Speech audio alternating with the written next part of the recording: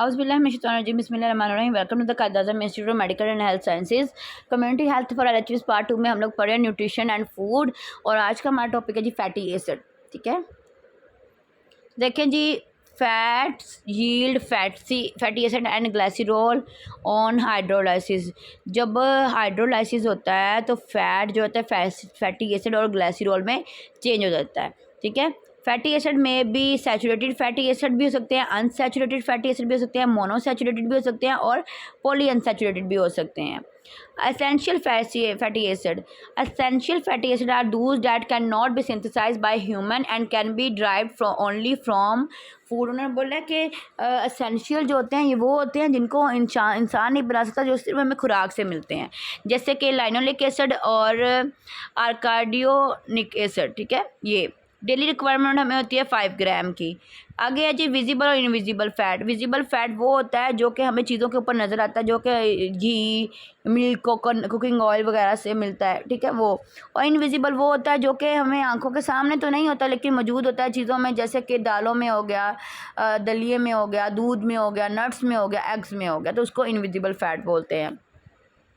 Visible fat separated from the natural sources are called visible fat. जो natural sources से separate किया जाए उसको विजिबल बोलते हैं, जैसे कि घी हो गया, मिल्क हो गया, कुकिंग ऑयल हो गया, oil bearing seed and nuts, यानी कि वो नट्स, वो सीड्स जिनमें ऑयल निकलता है।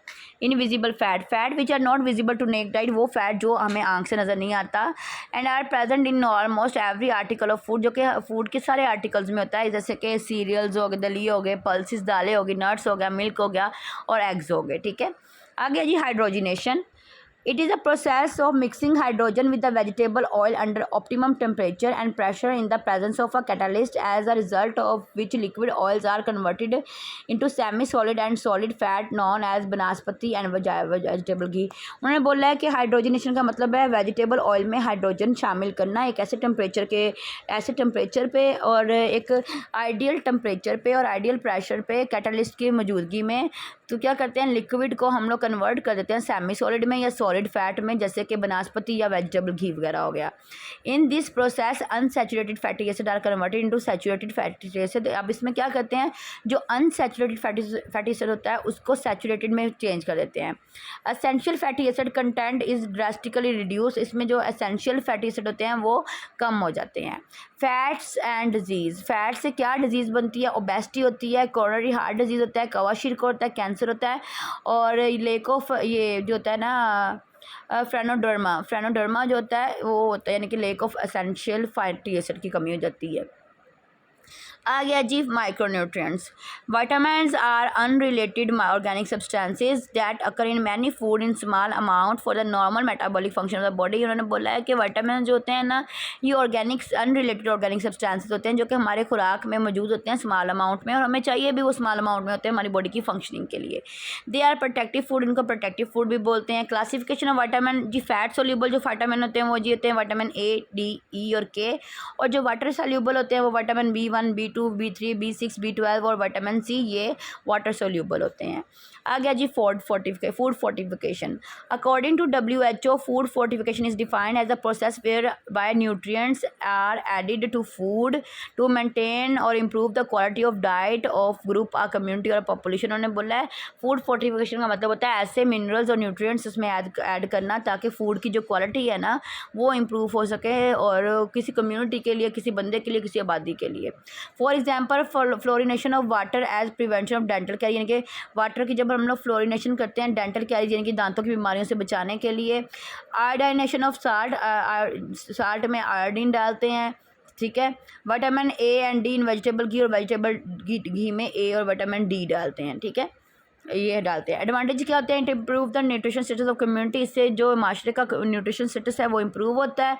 इट इज़ यूज टू कर ओवरकम डेफिशिएंसी डिजीज़, जो किसी कमी की वजह से कोई डिजीज़ हो सकती है वो कम होगी। It maintain standard composition of food, ये फूड का जो स्टैंडर्ड कंपोजिशन है ना फूड की उसको मेंटेन करता है। इम्प्रूव द हेल्थ, ये इंसान की हेल्थ को इम्प्रूव करता है। ठीक है, आ गया जी adulteration of food. It consist of a large number of practices, mixing, substitution, abstraction, concealing the quality, putting up decompose food for sale, misbranding or giving fake tables and addition to toxicant. उन्होंने बोला इसमें क्या करते हैं, ये एक large number की practice है जिसमें हम लोग किसी चीज़ को मिक्स करते हैं या उसका कोई अल्टरनेट लेके आते हैं या किसी चीज़ को कम करते हैं, उसकी क्वालिटी को पैक करते हैं, ये फूड को सेल करने के लिए उसको डिकम्पोज करते हैं, या हमारी कोई मिस ब्रांडिंग ना कर ले या हमारा कोई टेबल चेंज ना कर ले, तो उसके लिए जो हम लोग फूड को चेंज करते हैं उसको फूड अल्ट्रेशन बोलते हैं। Mixing of motor oil and vegetable oil, यानी कि मोटर ऑयल को वेजिटेबल ऑयल में चेंज करना, ठीक है। यानी कि फ़ूड को चेंज कर रहे हैं, यानी कि उसकी क्वालिटी को ख़राब कर रहे हैं ना इसमें हम लोग। तो वो इससे क्या होता है, इससे पैरालाइज यानी लोअर लिम्स क्या पैरालाइज हो जाता है अगर हम लोग मोटर ऑयल को वेजिटेबल ऑयल में करेंगे। Extraction of fat, addition of starch and water in milk, यानी कि पानी दूध में जब पानी डालते हैं या जो स्टार्च पाउडर डालते हैं या जो फैट डालते हैं वो अडल्ट्रेशन में आता है, ठीक है।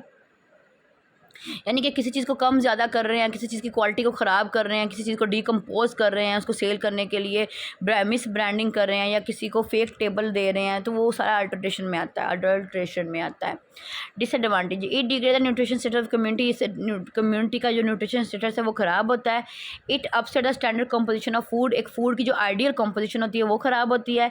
Skimming of milk in is adulteration, यानी कि स्किमिंग ऑफ मिल्क को स्किम करना ये भी अडल्ट्रेशन में आता है। यानी कि कैसे करते हैं, जैसे उसमें से बलाई पानी डाल के गर्म करना, तो ये वगैरह इसमें आता है।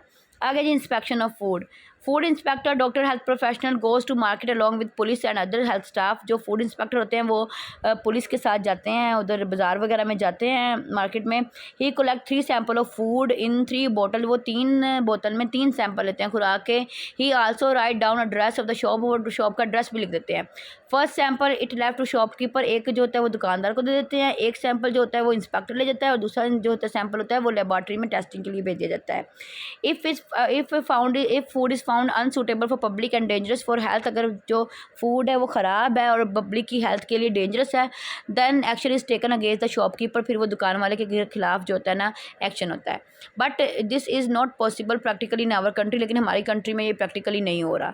Action is taken only when inspector catches shopkeeper red handed और find unhygienic condition at the shop on spot. उन्होंने बोला कि एक्शन तभी होता है जब उसको रंगे हाथों पकड़ा जाए या दुकान पे कोई हम लोग गंदगी देख लें या कोई ऐसी अनहाइजीनिक कंडीशन देख लें, फिर उस पर एक्शन होता है। ठीक हो गया जी।